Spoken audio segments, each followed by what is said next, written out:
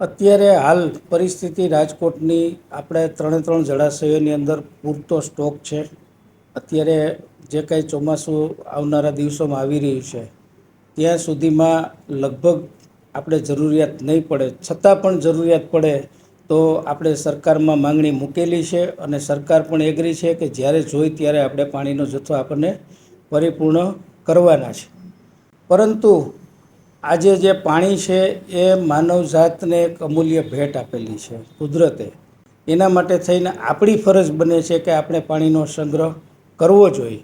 તો પાણીનો સંગ્રહ 3 પ્રકારે આપણે કરી શકીએ છીએ કે ભાઈ અત્યારે જે હયાત જથ્થો છે આપણી પાસે, કોર્પોરેશન દ્વારા જે પાણીનું વિતરણ કરવામાં આવે છે, આ સિવાય આપણા ઘરની અંદર બોરની અંદર પણ આપણે પાણી હોય છે એનો યુઝ કરતા હોય છીએ.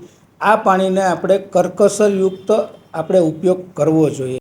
બીજું છે હાર્વેસ્ટિંગ સિસ્ટમ છે, જે અત્યારે કોર્પોરેશન દ્વારા આપણે કાર્ય ચાલુ છે. દરેક કોમન પ્લોટની અંદર અત્યારે આપણે બોર યોજનાથી 100 ફૂટના બોર કરીએ છીએ અને આખી એક સિસ્ટમથી પાણીનો સંગ્રહ અત્યારે આપણે કાર્ય રાજકોટ કોર્પોરેશનમાં ચાલુ છે. ત્રીજું છે એ હાઈરેજ બિલ્ડિંગ છે, લોરેજ બિલ્ડિંગ છે, ઔદ્યોગિક વસાહત છે, શૈક્ષણિક સંસ્થાઓ છે, સરકારી સંસ્થાઓ છે.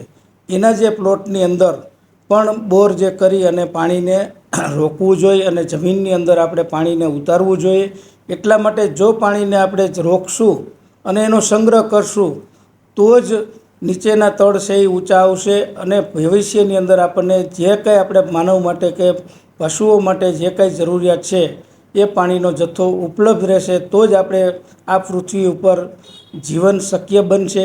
એટલે મારી એક રાજકોટ મ્યુનિસિપલ કોર્પોરેશનના એક વોટરવર્ક સમિતિના ચેરમેન તરીકે રાજકોટની શહેરની જનતાને હું એક અપીલ કરું છું કે ભાઈ પાણીનો જે કાંઈ છે એ ખોટો બગાડ ન કરતા જરૂરિયાત પૂરતું જ આપણે પાણીનો ઉપયોગ કરશું અને પાણીને કેમ બચાવવું એ આપણે આગામી દિવસોની અંદર વરસાદી હમણાં જે વાતાવરણ ચાલુ થવાનું છે ત્યારે આપણે પૂરતું આપણા ઘરની અંદર પણ જે બોર હોય એને રિચાર્જ કરીએ અને પાણીને સંગ્રહ કરીએ. કોર્પોરેશનની અંદર જ્યારે કોઈ પણ સોસાયટીની અંદર કોમન પ્લોટ હોય અને એમ કે ભાઈ અમારે બોર યોજના કરવાની છે તો જે તે ડેપ્યુટી એન્જિનિયરને આપણે એક એપ્લિકેશન આપવાની હોય છે અને એપ્લિકેશનના આધારે અત્યારે હાલ ધારાસભ્યશ્રીની ગ્રાન્ટમાંથી આપણે દરેક લોકોની જે માંગણી છે એના આપણે ધારાસભ્યની ગ્રાન્ટમાંથી આપણે બોર કરાવી દઈએ છીએ.